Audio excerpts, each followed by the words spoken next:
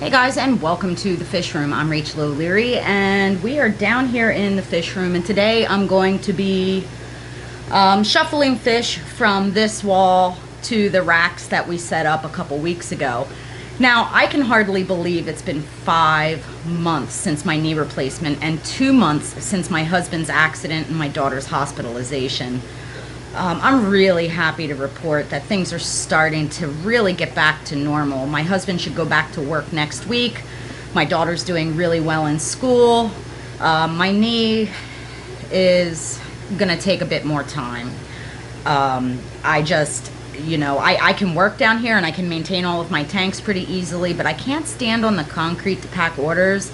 And more importantly, I can't make it up and down the stairs while carrying things. So the plan is to get a good inventory on the species I have in the fish room right now that will be for sale when I'm able again, as well as to continue to prep for moving fish in from the greenhouse. Now, I wanted to talk about that a little bit. A lot of you have been asking me for updates on the greenhouse and the bins, but this has been a really strange summer. It has been non-stop torrential rain or heat advisory, neither of which are particularly conducive to filming in the greenhouse.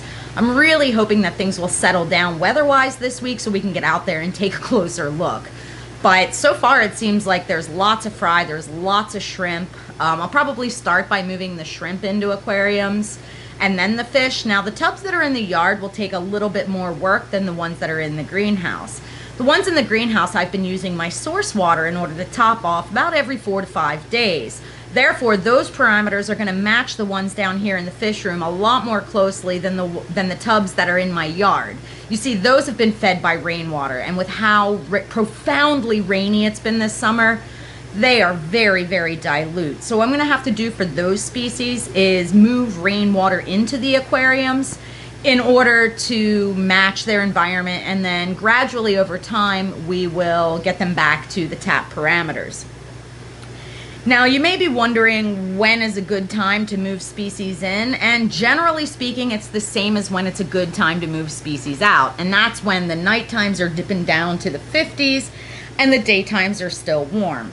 Generally speaking, that's around middle of September. However, this year, according to the extended forecast in my area, it looks like it's going to be very end of September, which is kind of good because my white clouds just really started breeding.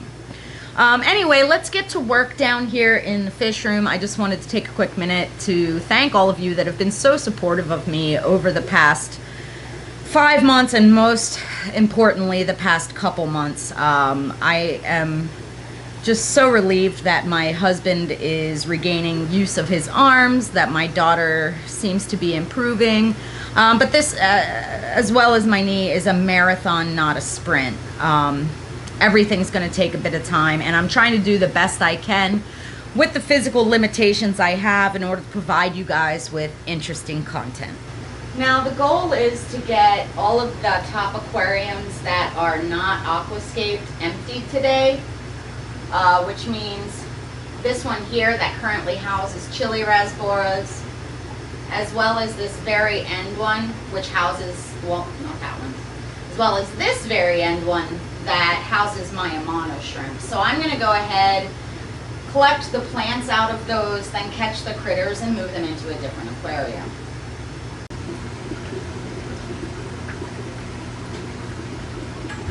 So these chili rasboras were some of the last fish I got into the fish room before I had to stop working because of my knee.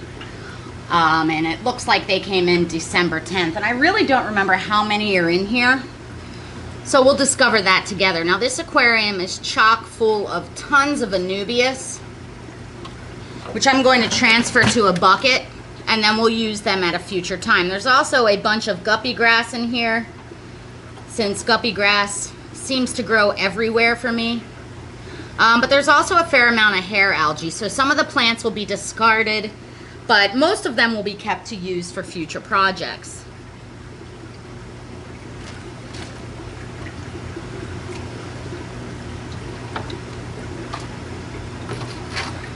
Now, we'll take a closer look at the fish after I catch them out, but they look really good. They're very brightly colored.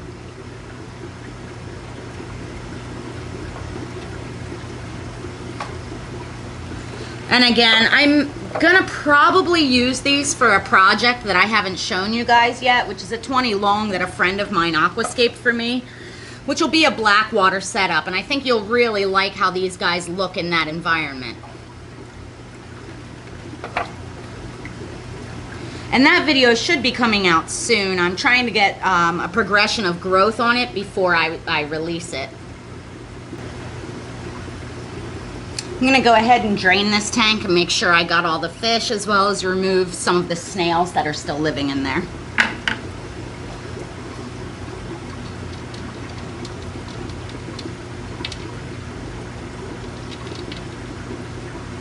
Look at the size of this ram's horn snail. That is magnificent.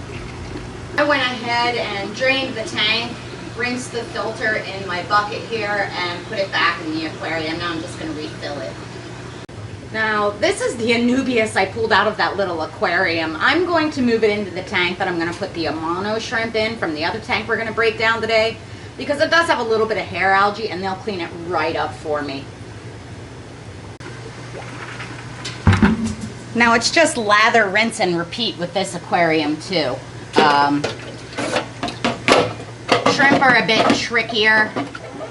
Shrimp are a bit trickier to catch out of an aquarium like this. And there also appears to be an Anubius wolverae in there. But what we're going to do is, again, pull out the plants, take out the filter, clean it, drain the water level, and then catch what we can catch.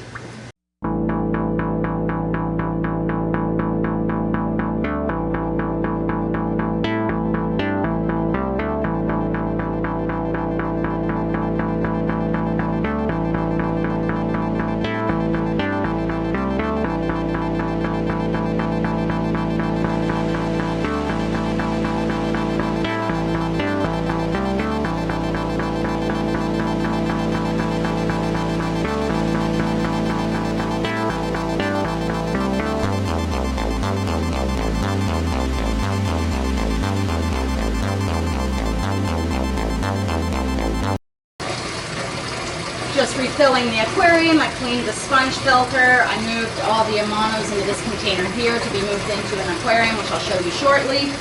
And I've separated out the plants that I want to keep for future aquascapes. I'm going to go ahead and pour the Amanos into this aquarium, let them settle in, and we'll take a look.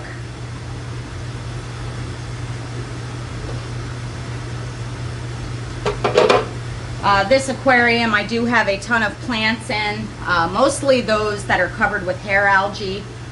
If you've ever seen me lecture at a fish club or an event, I tell people all the time how useful Amano shrimp are and how I like to keep an aquarium dedicated to them so that I can pull plants from my displays that may have hair algae or brush algae, and then put it in the Amano tank, let them clean it up, and then I can put it back in my display.